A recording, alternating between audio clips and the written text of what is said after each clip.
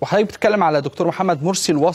الوطن كاتبه تصريحات على لسان دكتور محمد مرسي من داخل سجنه في برج العرب، وإنه هو أول ما سمع خبر اغتيال المقدم محمد مبروك يعني كان شامتا في هذه العملية، وقال قلت لكم إن الطريق ده آخرته كده، ولكنه محبط من قلة الحشد في مظاهرات محمد محمود. طلب لقاء قيادات الإخوان اللي موجودة في السجن سواء حسن البرنس أو صبحي صالح، ولكن مصلحة السجون رفضت إن هي تسمح لدكتور محمد مرسي بهذا اللقاء.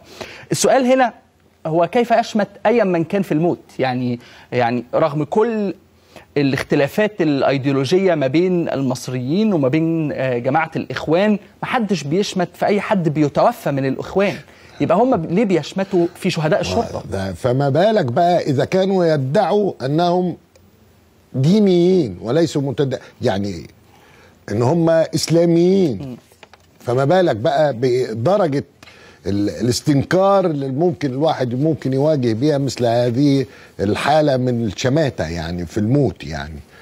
وده ما هو ده اللي هو كان بيطالب بيه مرسي يعني، وان هو في كل مره كان بيصاب بخيبه امل. يعني احنا كم مره سمعنا عن مواعيد عودته الى قصر الاتحاديه، يعني يوم السبت هيفطر ايام رمضان، وفي اعتصام رابعه والنهضه كانوا بيخرجوا ويقولوا لهم على المسرح، بيقولوا لهم ان هيحصل حاجه بكره هتبان نتيجتها يوم السبت. يوم الاحد الرئيس مرسي هيفطر في قصر الاتحاديه، يوم الثلاث الرئيس مرسي هيرجع قصر الاتحاديه، خلال ساعات الرئيس مرسي هيبقى بينا ويرجع في الحكم مرة تانية يعني. وفي كل مرة كان بيصاب بحالة إحباط، لأن بالفعل المجتمع المصري فعلا رفض مثل هذه الجماعة الإرهابية. وبالفعل هذه الشيء الوحيد الذي نجحت فيه هذه الجماعة هي أنها تخلق نوع من الصقر الدموي بينها وبين المجتمع.